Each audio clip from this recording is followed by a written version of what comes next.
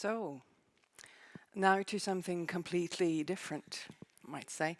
Thanks a lot for the previous presentation. I understood about the first two sentences, but I'm sure it was excellent.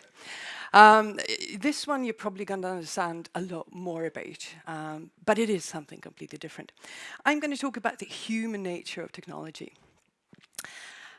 And starting off that is that tech people, you are using your considerable skills to solve humanity's problems with technical solutions, and I salute you for that.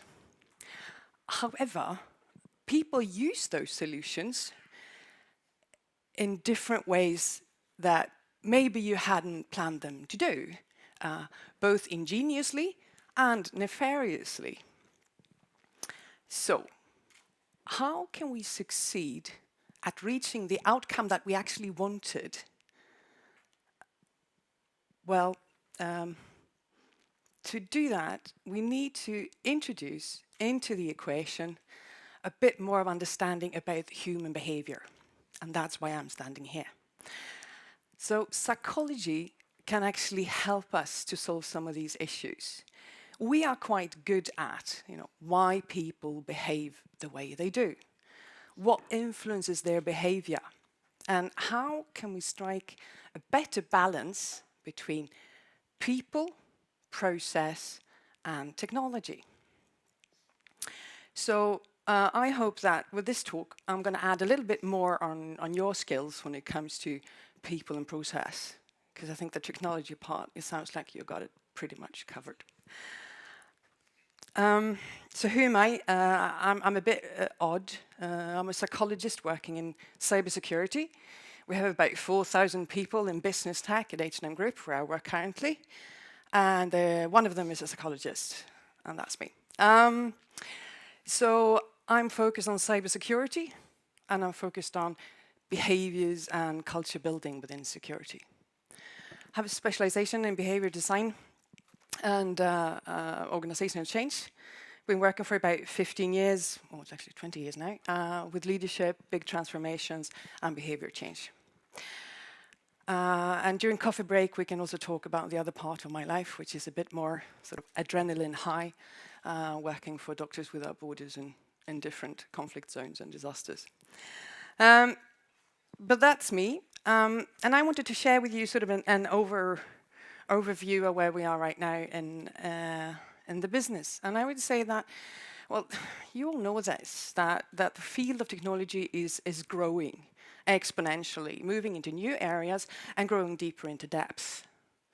And that means that in the good old days, one person could have a pretty good grasp of quite a large part of the area.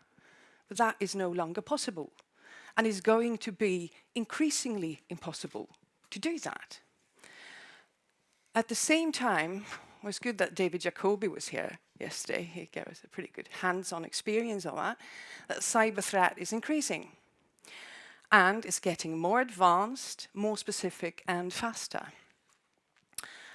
And the people that are exposed to these attacks are suffering under what we call information overload, and also attention, a split attention, because there's so many things trying to catch our attention. And the multimodal attacks that we see within cybersecurity are finding the cracks in between these factors, and they are combining our vulnerabilities. So what we need to do within the cybersecurity area, and a task for people like me, is to work with how can we simplify security?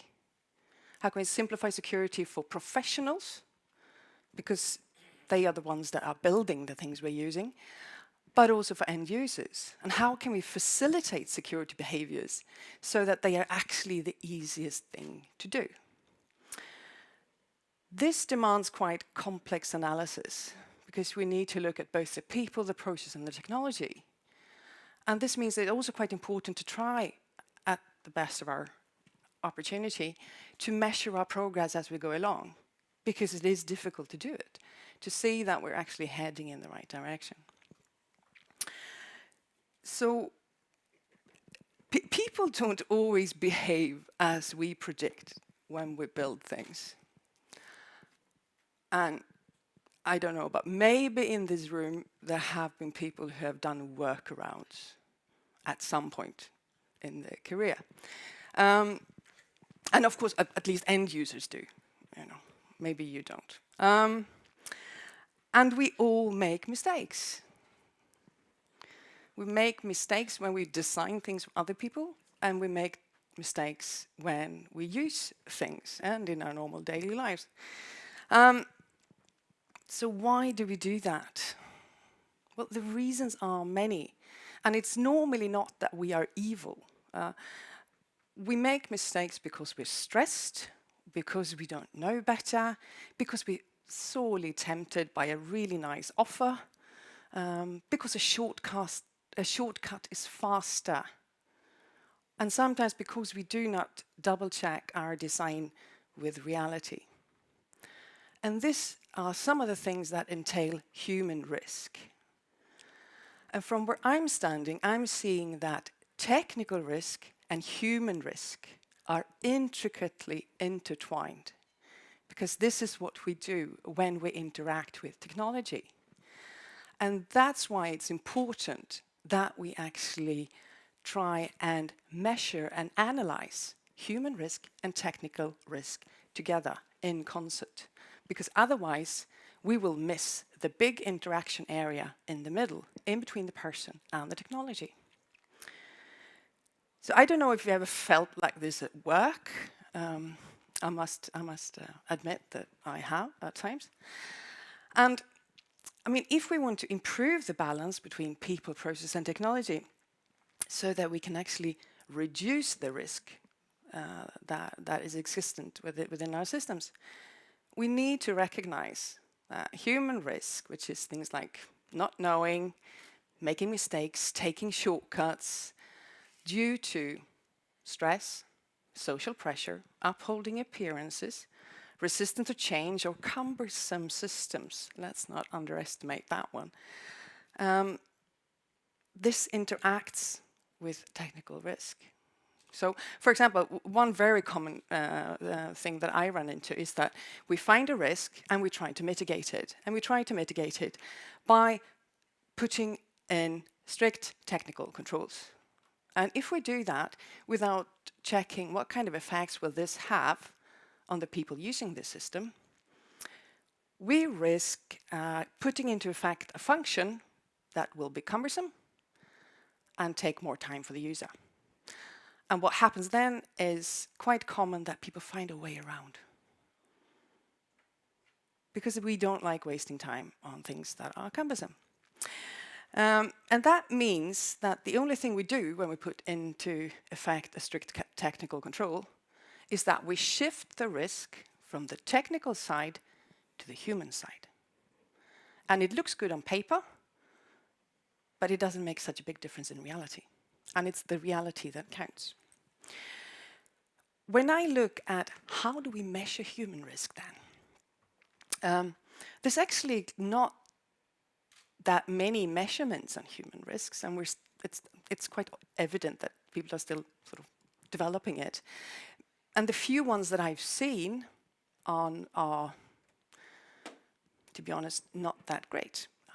For example, ENISA, our European and nice organization for information security, have an excellent little paper that they write where they say, for example, that measuring how many people of your staff have done the yearly security awareness training is a good idea of how you should measure risk.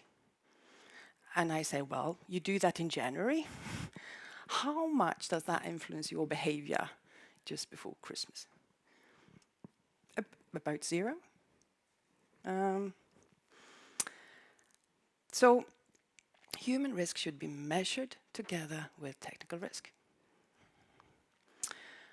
Well, seeing as we didn't have that great models, I developed one together with some researchers. And this is one of my babies.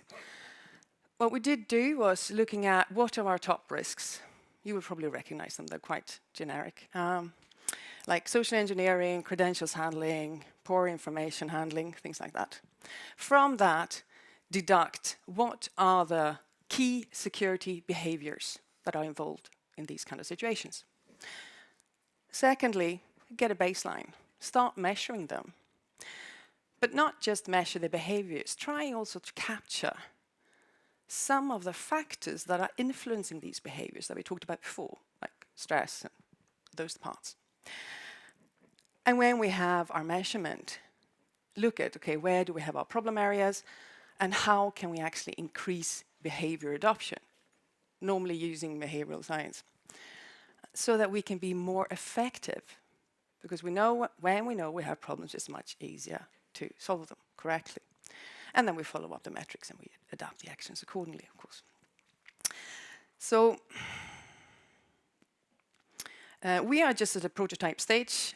We did the analysis for the first time just this year.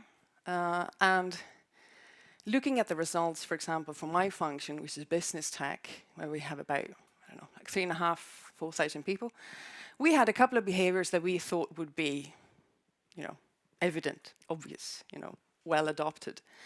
But looking at the results, we actually saw that no, they weren't. Not to the extent that we would like to see. So it seems like also in my function, people make mistakes. There are things we don't know. And so there are things we should do, but maybe we fall short. So maybe we can conclude that also trained engineers are people. And this is of great importance, and it's something that we quite often forget, actually. Because if engineers also are humans and people, and they make the same kind of mistakes that normal people do, how we need to actually help them then. We need to work with their training, we need to work with their environments, so that their environments and their tools are easy to use. And how do we do that? Well, firstly, we need to understand a bit more about how people behave. All right. So, since the start of my career, I've been fascinated by the difference between what we know and what we do. I think that we all know that broccoli is good for us. Exercise is good for us. Texting and driving is bad for us. And cybercrime is on the rise, so we should all behave safely on the internet. Yes. But if we look at humanity, we are not a broccoli munching, super fit crowd of humans who follow the rules all the time. And why is that? There's quite a gap between what we know and what we do. And what is the most common way of bridging that gap? We tell people. We tell them that broccoli is good for you. Exercise is good for you. You should always have complex and unique passwords on every account you have on the internet. Easy, right? Done. So we can all go home. And what happens when we tell them? Well, they actually learn. They learn, and they can repeat what they've learned. The problem is that we don't do it. Not at least to the extent that we should. I didn't just have broccoli yesterday. Maybe you guys did. I don't know. So I'm going to start off by sharing a simple way of explaining this to you. Patrick Fellstrom told me that you love complex models, so you will get complex models later, but we'll start off with an easy one. So why people behave the way they do? Well, it's quite similar to sending a rocket to the moon. If you want to send a rocket to the moon, what you need to do is have as little friction as possible and as much fuel as possible. And if you compare this to behavior, then fuel in our rocket is motivation, is wanting to go there. And friction is everything that stands in the way. And behavior will only change if friction decreases or if motivation increases. Otherwise, we more or less behave exactly the same. So, what is friction? friction can be the impossible questions you get when you go into ServiceNow in order to get access to an application. I don't know if you tried, I have, it's a nightmare. It could be the waiting time in a help desk queue. You wait too long, you give up. I'll fix it myself. It can also be, for example, the trouble ticketing system. I don't know about you guys, but we have the joy of having Jira. And there are too many fields, there are too many options, because they are trying to cover every bloody situation on Earth in that system. And what happens? Well, people skip fields because they can't be bothered. There's too many, right? It also have the lovely way of the text fields. They mangle your config and your code and turn them into smileys. I don't know if you've experienced that, but another lovely feature of Jira. So those are all frictions. And I'll give you an example of a friction that we experienced on our side. And my team has the task of helping 150,000 people worldwide in our company to stay safe in the digital world. One of the most common cybercrime attacks against the company was, of course, which we learned yesterday, phishing, right? And we saw that the phishing levels were increasing and reporting levels were not. And that doesn't make sense. And the reporting levels were, a bit too low than what they should have been. So looking into why are the reporting levels of phishing emails so low? Well, we found some interesting things. People didn't know what to look for in an email to know if it was phishing or not. People didn't know why was this important. People didn't know how to report. And those who did know how to report had to go through several different steps in order to do that, which means that it takes time. So what, why, how, and time-consuming. Now that's a lot of friction, okay? So this is the new process and technical solution that we found. It's a one-click process. You click the cranky dog who is trying to dress up like a unicorn. It's easy to spot because it looks a bit weird. It's on the top of your Outlook banner, so it's really close to your email that you want to report. You click it once and you're done. When you click it, you get a 30-second training on what should you look for and why is this important. So this was actually quite a neat way of when we knew what the problems were, we could actually mitigate them quite well. And I'm going to tell you a little bit later about how we got people to actually use it. So we're going to move from friction to motivation. Okay? Motivation is very popular in companies today. They try to motivate us to do all kinds of things. However, motivation is complex because we are motivated by so many different things. We're motivated by money, by friendship, by accomplishment, by family. But we're also motivated by chocolate now, by having a nap on the couch now. So what we see is that long-term motivation is often in competition with short-term motivation and short-term temptations. Example could be, for example, if I'm a coder and I'm actually convinced that documenting your code is important. But I've been up all night with my sick kids and it's Friday afternoon and I was really dying to have a coffee and a chat with my colleagues instead. Very, very human. And this is how short-term motivation just kills your long-term motivation. It's very dependent on the situation and on the person. So it's fluid. It changes. Now, moving on to some more complex models that Patrick promised that you like. This is a simplified image of behavior and analysis. Been around since the 50s, evidence-based, worked really well. And it's actually quite ingenious because it's simple and complex at the same time. It claims that for every behavior, there needs to be a starting signal. Otherwise, we don't know that we're going to do it. And for every behavior, we get consequences. We get consequences that we want, and sometimes we get consequences that we do not want. Okay? And we learn very fast with this loop. Starting signals influence 20% of behavior strength. Consequences influence 80% of behavior strength. So I'm going to walk you through an example to make it easy for you.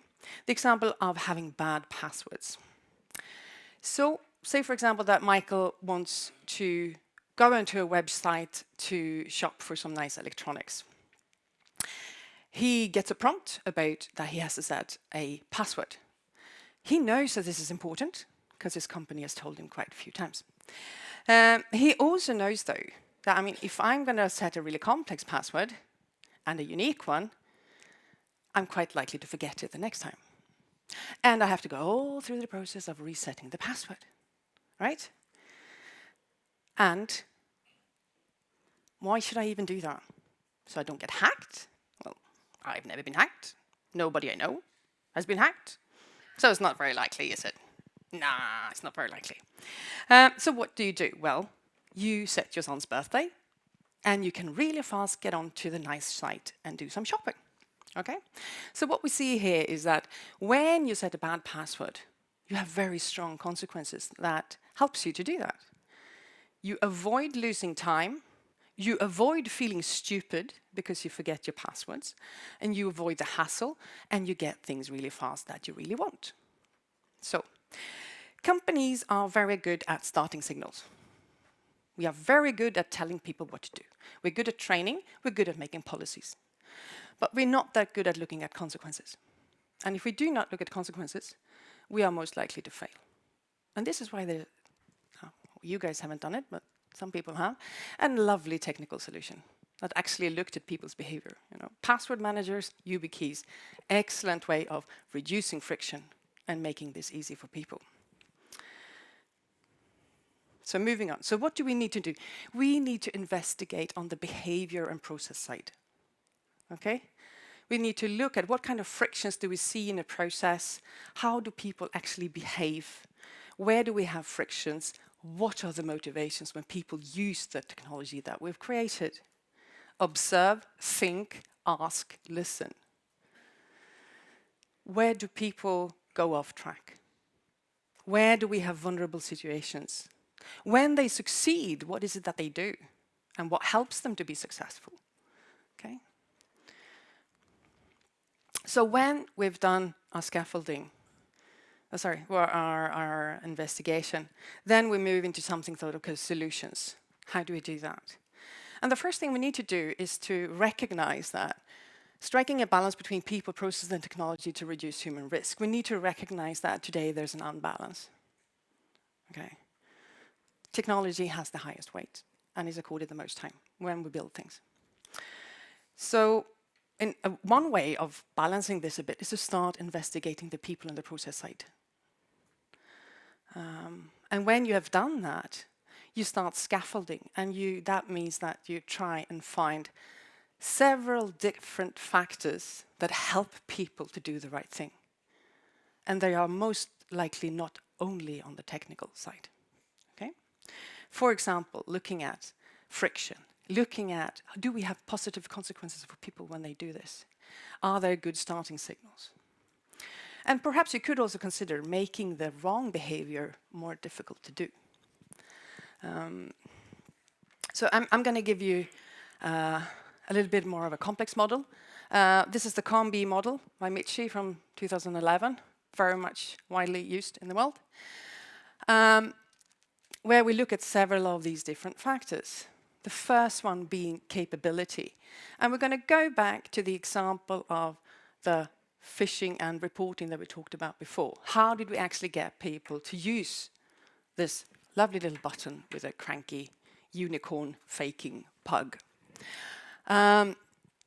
First, you look at capability. We did a campaign, of course, so that people knew that it was coming and why was it important.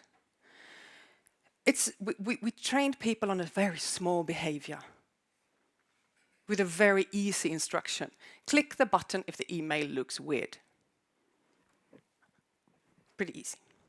We did mini trainings because they didn't know what to look for. We did a mini training then when you click the button, what should you look for? Why is that important? And there's also a help button if you get lost and things don't work, easy to press, get help.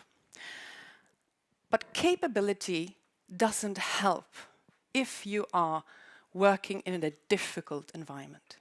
So you also need to look at the environment. And what we did, like we talked before, we put the button on the top of the banner in Outlook so it's close to the email. You don't have to go anywhere else.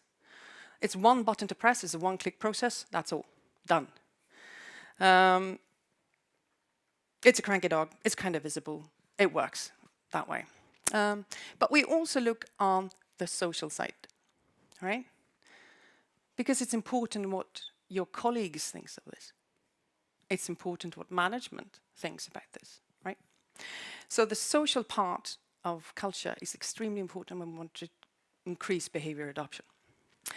What we did was we have two groups who continuously promote the reporting and working with social engineering. And that first one being our security managers in all our countries, like 70 countries. They do nice competitions and they compete between countries and they do all kinds of things. And you can get prizes and sort of life is nice. And we also have a community of digital defenders, which is your very much next door neighbor colleague who's a little bit interested in security, who you can chat with and who can help you if you're stuck. We also had, in our campaigns, we have the CTO and the CFO as our campaign faces. So we have a quite strong commitment from our management team. And then we come to the complex part then, the motivational part. You can look at motivation as basically two parts. One of them is reflective, the one that we're actually quite aware of, or that we plan and things like that. And the other one is much more spontaneous, what we feel and how we react emotionally and things like that. And looking at this reporting function then, your progress is visible on the leaderboard. So you can see how many things you've clicked or how well you have reported. There's also quizzes in there, so have you managed all your quizzes? And that works great for people who love competitions, And when it comes to the positive emotions, we've gamified it. So you get stars, you get shields, you get achievements. And right now I think I have just got the achievement Master of the Universe. So if there's anything you need fixing, I'm your person. And for those of us who do not like gamified things so much, we also connect this to identity and meaningfulness by actually promoting this as, this is how you protect yourself, and this is how you protect your colleagues and your customers. And we also show how much better have we become? And what does that actually mean for us and for our safety? So this is actually a good way this is a great model, where you can quite clearly see, do people know what to do? Do they have the capability? Do we have an environment, physical or social, that actually is helping, or is it not helping? And what are people's motivations? So I would like to just finish by saying that including the human perspective and the process perspective really benefits technical evolution. So please do. I know that you're great at what you do, and sometimes it's not so easy to be both an engineer and a psychologist at the same time. So then, get someone like me, and we'll work together, and we'll have great fun. And I would just want to finish by that. I hear this a lot. People are not the weakest link in security. Our understanding of people is the weakest link. So let's get better at it. Thanks.